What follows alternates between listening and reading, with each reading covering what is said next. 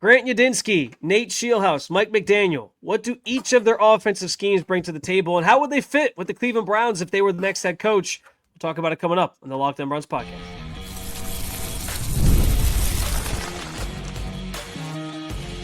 You are Locked On Browns, your daily Cleveland Browns podcast.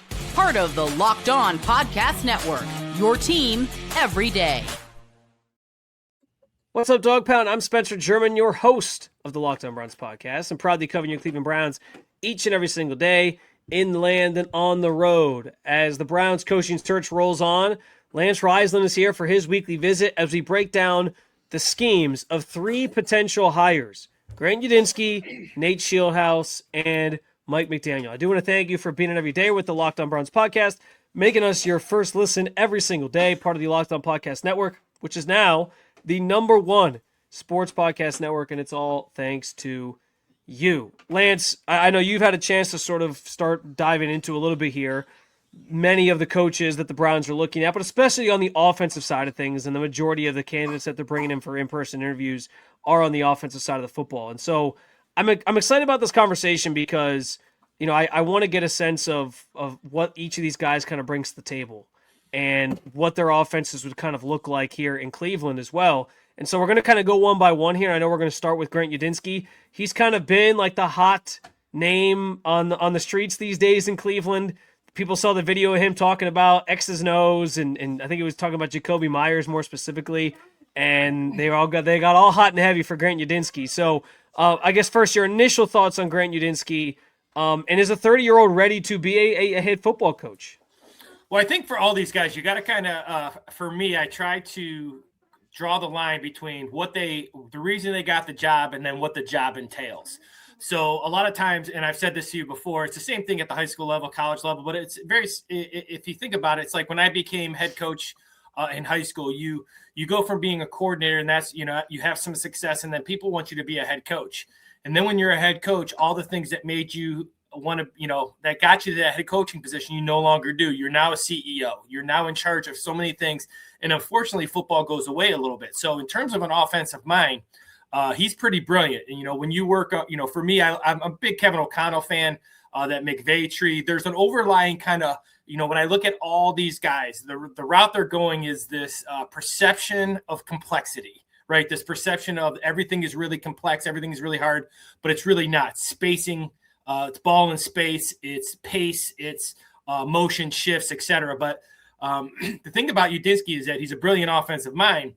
But if you've never done all this stuff that makes you a head coach, it's really, really hard to do. So I'm not saying he can't do it. He just doesn't have experience doing it. And do you want that experience to come where you have a little bit of dysfunction on, especially the offensive side of the ball? And I don't mean dysfunction as like they don't know what they're doing. It's just all going to be new. Besides two players, there's a good chance 7 to 9 guys could be brand new next year.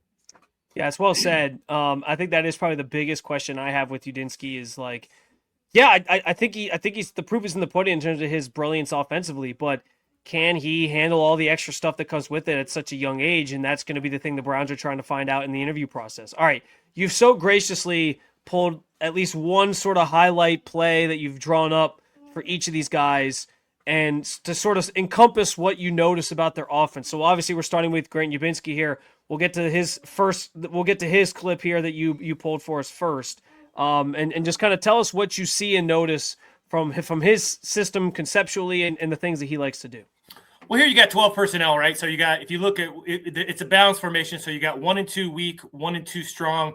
The tailback who's in there, he would actually become 3 strong or 3 weak, whatever side he would go to. So let's just assume right-handed quarterback to the defense's left is going to be the strength of the formation. And you can see I put the corner on 1, so C1. You got the safety on 2. You got the backer on 3, who's the offset running back there.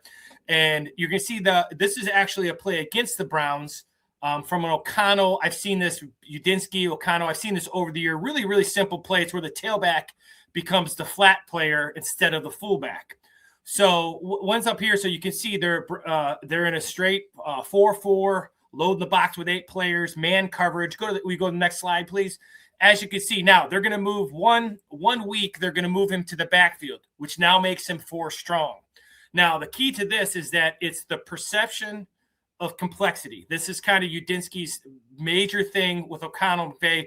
This idea that what we're doing is super complex. This is going to end up being a levels concept that the Browns run, that every high school runs, that Pee Wee schools run. It's 3 levels: high, medium, low. Really, really simple. But how you get to it is the simplicity of that complex kind of that thought process that goes behind Yudinski. So everything's the same. Corner still has 1. Safety still has 2. The Mike, we'll call him here, has 3. But now, being that it's 4 strong, the backside will backer now has 4 strong if he was to go right. Now, the Vikings here, this is a Vikings play this time. So this happens to be Jefferson, who they put at tailback. So even though it's usually a fullback in the flat, and it usually comes from the fullback position, it's going to be the same concept for every quarterback at every level. If you go to the next slide, you're going to see it's just a levels concept. Now, the key to it is that they went 2 tight ends. The one tight end to the right, he's actually an extra tackle, which forces those linebackers to step up. And you can see where I start. That's actually the linebacker coming from the other side of the formation. He just can't get to Jefferson. He can't catch up. So the corner has 1. 2 doesn't go out. The backside corner has, which is now 1 strong. He's 1 weak. He's going to grab him. But you can see that backside linebacker cannot get to the first level. And really, so this is the simplicity with complex kind of thought process. Simply by going from, if you go back to the first slide, if you don't mind. Yeah. So you go back to the first slide, you can see it's a balanced set by simply moving the 1 receiver to the tailback position. Now you get the tailback in the flat covered by a linebacker who happens to be on the other side. So instead of a linebacker to the play side covering the fullback, it just creates a matchup. So it's this idea of, and I remember this exact play, people going, oh, that's brilliant to get Jefferson in the flat. And it is. But what's really brilliant about it is that no one's doing anything different here. Everybody knows how to run all these routes. This is the high level, medium level, and a person in the flat. And all these guys run all these routes. It's the idea where you brought them. So really, really cool concept here by Yudinski, and this kind of complexity, this perception of complexity that these guys are kind of known for. When you talk about that play, I kind of think of the chess match of football, right? Where you're trying to sort of take advantage of certain mismatches or things that you don't think the air defense does well or things that you think your offense does better. And that's what that play kind of felt like. So, Lance, I'm going to ask you this with each guy. What do the Browns offer in terms of, like, what do the Browns already have in place, I guess I should say, that you think would work well with this system? And then what are the things you think they need to add or find in order to really make sure that if Yudinski was the head coach, this system has all the right pieces and parts? Well, I think the first thing is that this offense is, kind of bare. All right. There's not a lot of depth at this position. So all 3 of these guys will kind of get the same answer, but a little bit different in what they want to do. Now, the key for Yudinski and all these guys, but Yudinski in particular, he wants a strong downhill running game. And Judkins will give that to you. Now, that's important. Now, the other piece that he has is he has Fannin at the tight end. But not only is Fannin the tight end, but he gives them formation flexibility. And just like that play you just saw with Jefferson, that could easily be Fannin that they move out to the first level. So Fannin and Judkins are the 2 key for all these guys. But for him, Fannin really gives him formation, the idea of flexibility to be able to go to different spots and create the matchups that he wants. Again, keeping it really simple, that really helps with the Browns being new. The stuff that Yudinski runs is really, really simple. He's trying to create matchups, but the concepts themselves are not really complex and they're not really hard. It's over-unders, it's smash, it's crossers, it's the levels concept. It's just how you get to them and being really creative so the right people catch it. And if you think about, what these guys want to do, they got to find a matchup, just like on defense. All these guys kind of fit Schwartz's kind of mentality on the offensive side of the ball. Well, very, very well said by Lance. We're going to sort of pivot next segment and talk about Nate Scheelhaase, who comes from a very similar tree. He's part of the McVay tree. So we'll see what play he pulled from Nate's kind of repertoire. And we'll talk some more about what he would bring to the table as an offensive mind for the Cleveland Browns coming up next on the Locked On Browns podcast.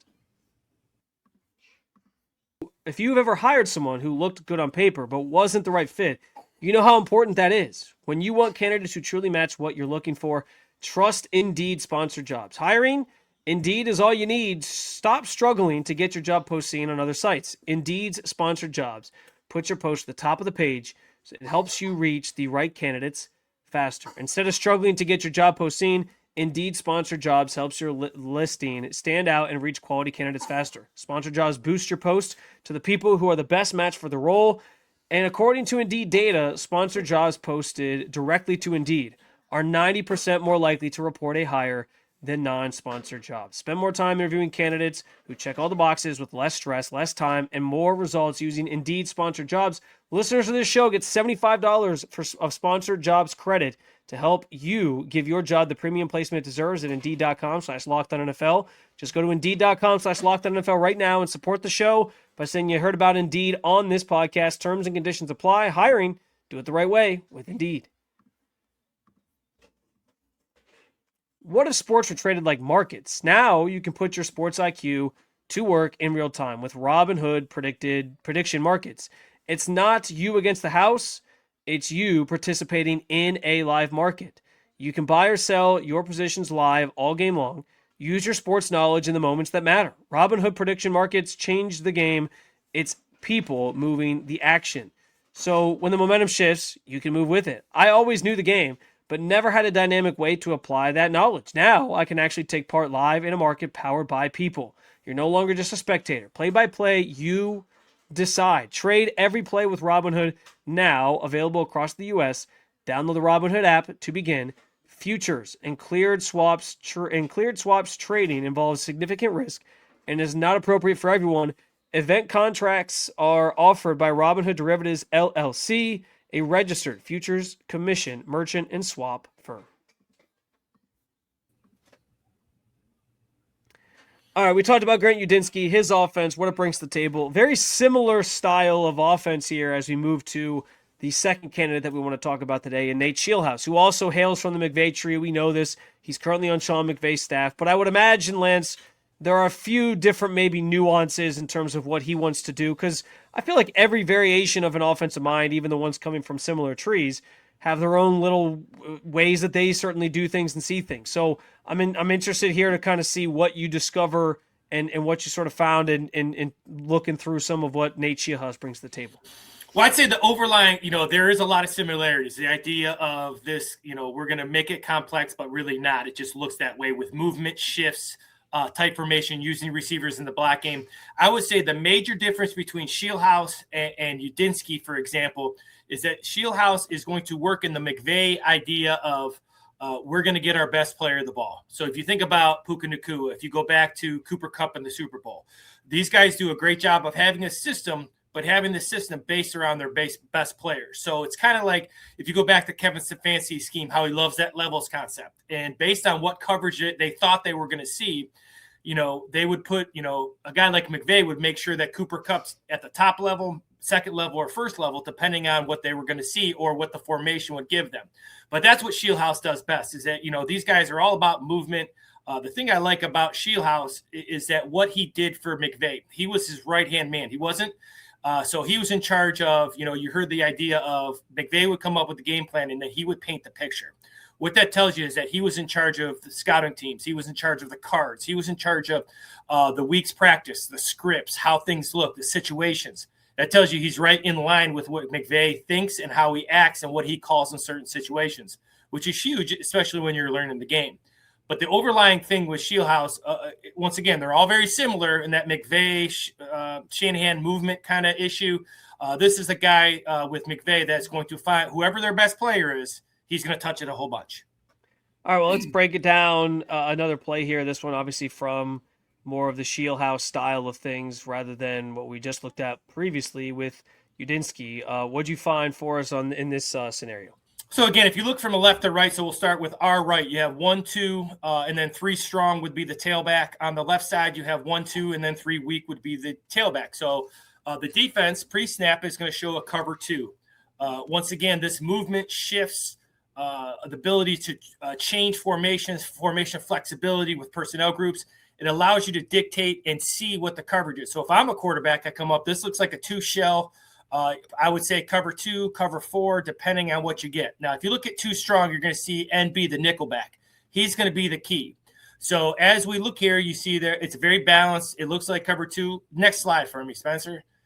So you go to the next slide, and you're going to see that the 2 has moved over. So I did that little arrow where 2 is moved over. Now you have 1, 2, and 3 over there. That becomes 4 strong now. The tailback now, instead of being 3 to either side, he's now 4 strong. The receiver out to the right, he's 1 weak by himself. So as a defense, you have to declare because now you have 4 strong, right? And that's what makes this really, really, really, really tough. Now, the interesting thing here is that the defense is going to bring both inside linebackers. So the free safety, this is a 6-man pressure. The free safety actually has man on the tailback. Now, the thing what this motion did, simply by shifting and going early motion, it seemed kind of simple, but it made the defense declare from a 2 shell that looked like cover 2, all right, to actually a man coverage. And this is actually looks like 1 free, but it would actually be 0. Cover 0. I was going to say, yeah, because you just said the safety has to account for the back. Yeah, so it's really 0, but they did a good job of – now, if they did not motion – this is how quarterbacks get caught because I thought it was cover 2. They didn't stack anybody. They didn't give you any rules. They didn't give you anything that we look for as quarterbacks. They did a really nice job by simply moving it over. Now you make them declare, which makes it tough. Now, the key to this is that 2 strong now, 3, these are guys. So 2 strong here now that's Puka Nacua in this look. So as they go now, next, if you go to the next slide. Yep. Now, the next slide, you're going to see 2 things happen. One is Puka Nacua is at the 2.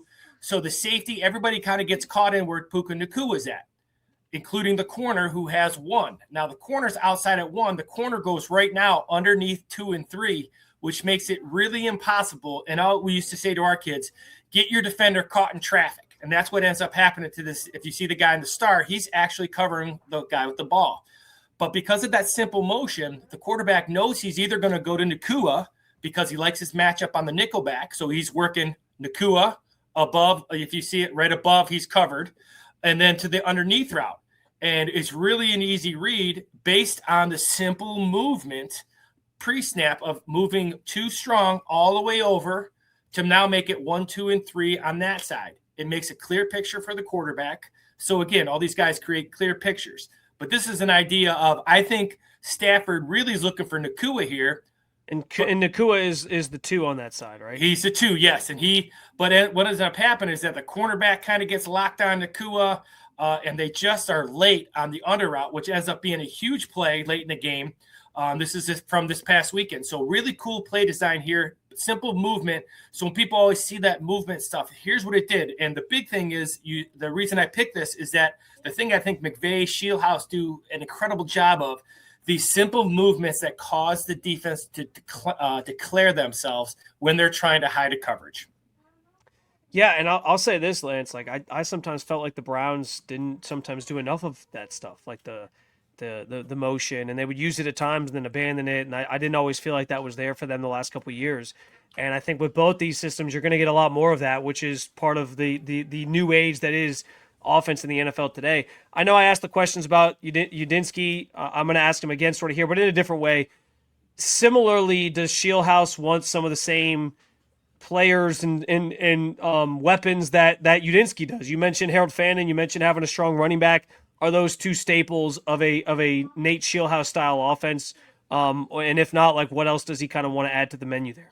Well, these guys are going to have to add some skill guys, right? They're going to have to get some guys in space. They're going to need a guy that takes the top off, can win 50-50 balls. They're also going to need a slot guy that can win in space when things break down. Now, compared to Yudinski, Scheelhaase will use Fannin similar to how they used him this year, but even more, right? Use him in motion, 1, 2, and 3 strong out of the backfield.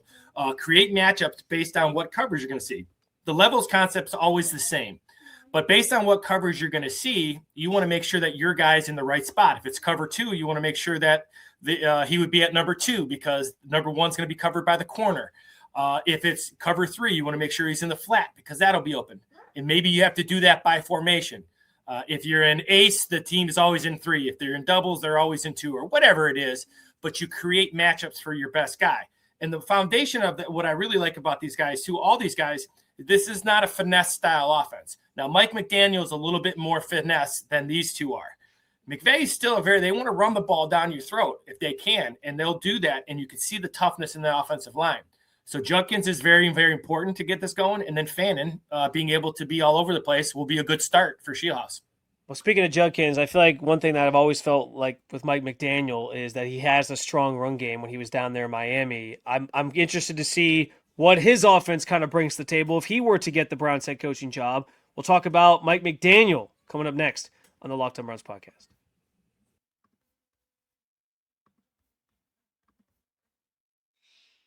Kicking off the year feeling good is always a goal, right? And honestly, hydration is the easiest win. When I stay on top of it, my energy, focus, and mood are all leveled up. But let's be real. Plain water doesn't always cut it, especially when you're grinding through long days, hitting the gym, or just trying to stay consistent with your health goals. That's where DripDrop comes in.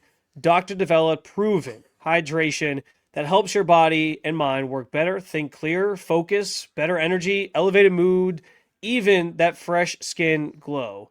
I love that it uses precise ratio of electrolytes and glucose for rapid absorption, delivering 3 times the electrolytes and half the sugar of leading sports drinks. As you can tell in my voice, I've been sick the last week or so, and relying on DripDrop to help keep my energy up, get me healing faster, has been clutch. The flexible subscription options for you, so you never strike out, whether you're hitting the gym, juggling work, or just staying consistent with your goals. Right now, DripDrop is offering our podcast listeners 20% off your first order. Go to DripDrop.com and use promo code LOCKEDONNFL.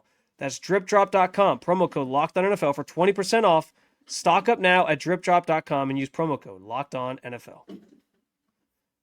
Well, we've reached conference championship weekend week, I should say, and FanDuel is officially in playoff mode. Every game day during the NFL playoffs, FanDuel is giving customers even more ways to get in on the action, because right now, every NFL playoff game day, FanDuel users will get profit boost packs waiting for them inside the app. It's a can't-miss opportunity. Each day, you'll see a pack loaded with multiple profit boosts that you can apply to the bets that you like the most. Maybe this weekend, as you get ready to bet conference championship weekend, you like the Broncos to cover the 5.5 at home that they are now being listed as underdogs via FanDuel. You can boost that if you really have that much faith in Jarrett Stidham and try to come away with an even bigger payout when it's all said and done. Rams Seahawks closer to more of a pick'em with that 2.5 point spread in favor of Seattle, who's at home. However you want to bet that game, maybe you think it's going to be high scoring with the Seahawks putting up 40 plus points last week. You can bet the over, you can bet the under if you so choose, and use the profit boost pack however you choose. The boosts let you lean into your game day instincts as well. Every play just feels bigger, and the boosts make your bets feel that way too. You make the picks, then apply your profit boosts, and go after even bigger payouts while the playoffs keep on rolling. So visit FanDuel, an official sportsbook partner of the NFL, and grab your profit boost pack every NFL playoff game.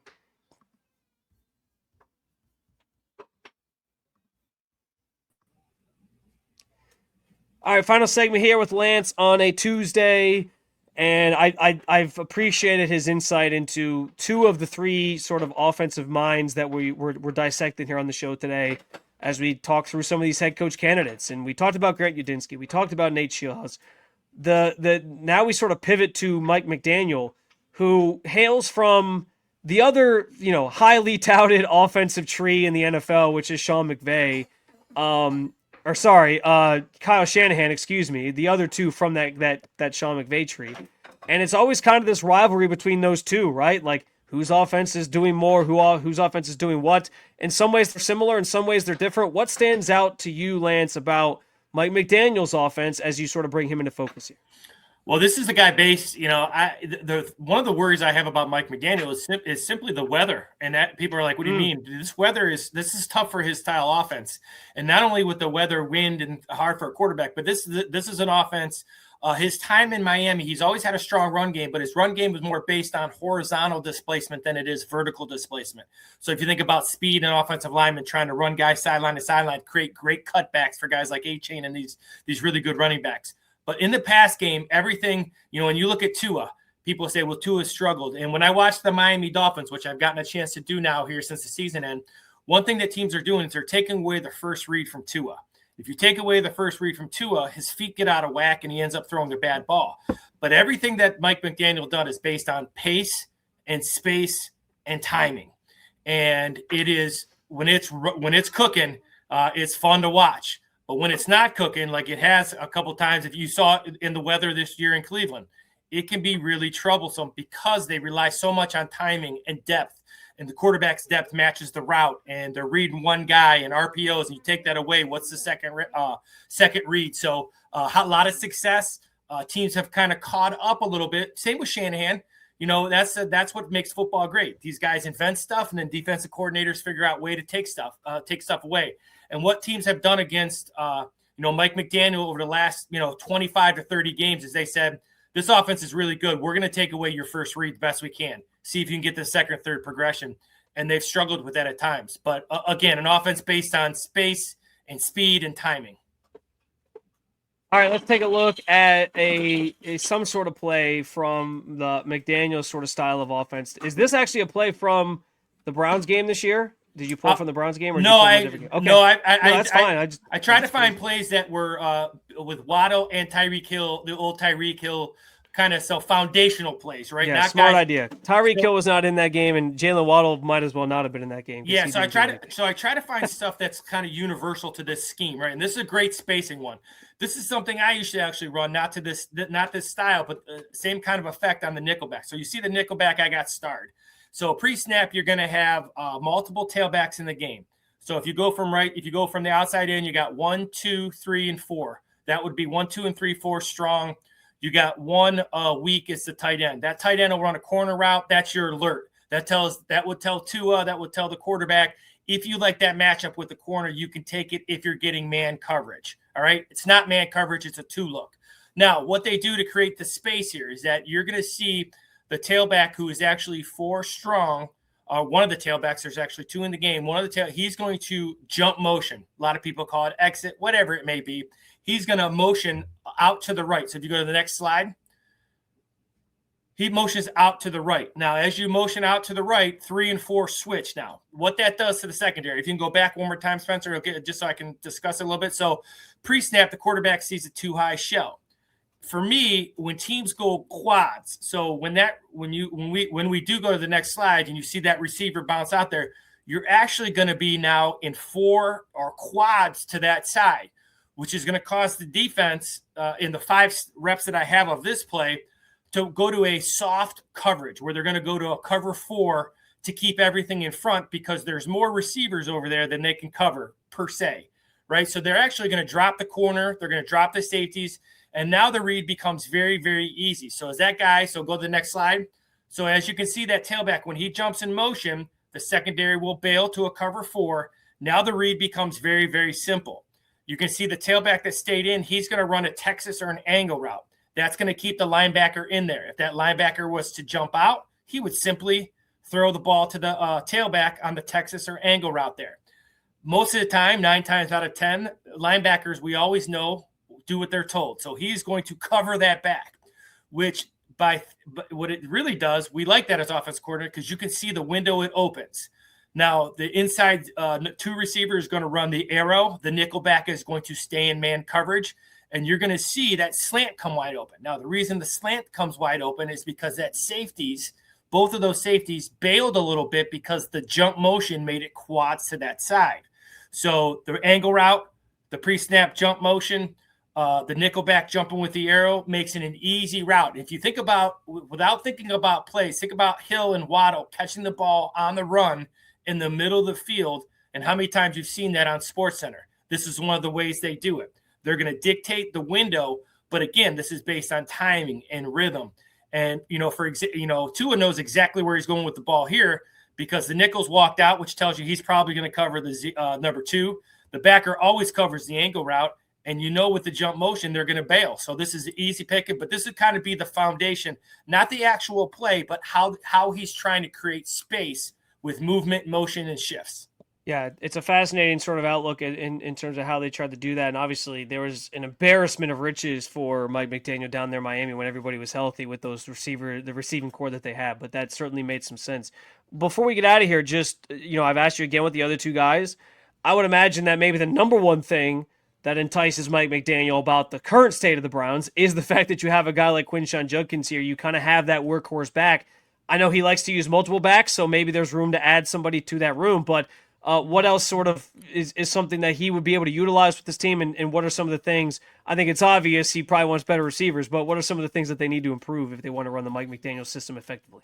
Well, not only, once again, the receiver position in these offenses, if you go to like McCaffrey and you go to these guys like Deebo Samuel back with the 49ers, you're thinking touch guys. And I really think guys like Shanahan, I really think guys like Shanahan, McDaniel, McVay, these guys think about touches more than they think about positions.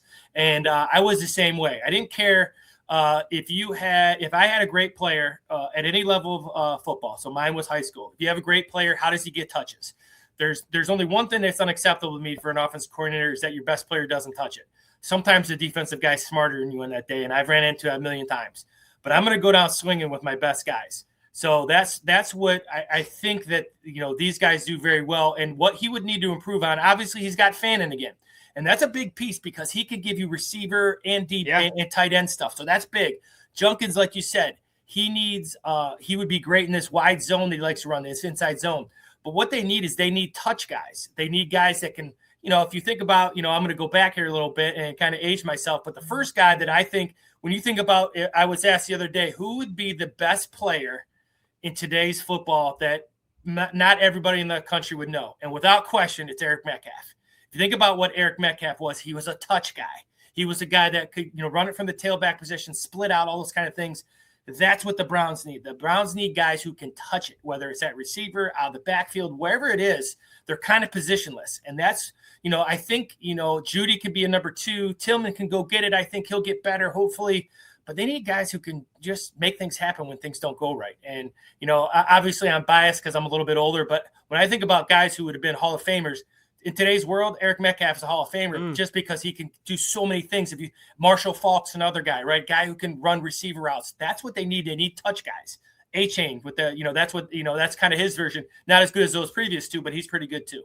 We need to clearly get Eric Metcalf on this show and let you show him some love on the podcast, because that's like the third time you brought up Eric Metcalf, I feel like, this season. So I'm about it. I'm into it. Well, the thing is, when you think about guys who, the old adage was, even when I first started coaching 30 years ago, you come in with the idea of a running back's a running back. And if you think about Nick Chubb is a great example. Nick Chubb is the old school dot the I, coming downhill, Herschel Walker, right? You're not worried about him catching the football. You're not worried about him blocking on pass protection. You're simply worried about him carrying the ball 30 times a game. Well, those guys don't work like that. McVay doesn't work like that. These new guys don't work like that. It's not right or wrong. It's just how it is now. Yeah. And when I think about a guy who just way, way, way ahead of his time, two guys always pop into my head, Metcalf and Marshall Faulk. They were just so ahead of their time with things they could do out of the backfield. Well, I'll tell you this, Lance. I think authentically here, you kind of came up with another great topic for maybe next week's show. Lance, I want to know your favorite touch receivers in this year's draft class that we can sort of scout out here and start planning ahead for. So that might be next week's conversation. We'll see if we keep that on the docket for you. But listen, if you like what you heard, hit that subscribe button. Make Locked On Browns your first listen every day, wherever you get your podcasts, and, of course, at the Locked On Browns YouTube channel. I hope, as always, you feel like you learned something from Lance. It's always why I like to have him on weekly, because he gives a little something that I can't always bring to the table, and he's super informative. So I hope you like this one. Also, never miss an episode with the Everydayer Club. It's built for you. Go get Locked On Browns ad-free, plus members-only Discord access and more. Just head to lockedonbrowns.supercast.com or check out the link in the show notes. And as always, you can also keep it local. Check out Locked On Cavs or Locked On Guardians. Thank you for being every day here at the Locked On Podcast Network. I will talk to you on Wednesday. Lance will be back next week. Enjoy your Tuesday, Cleveland.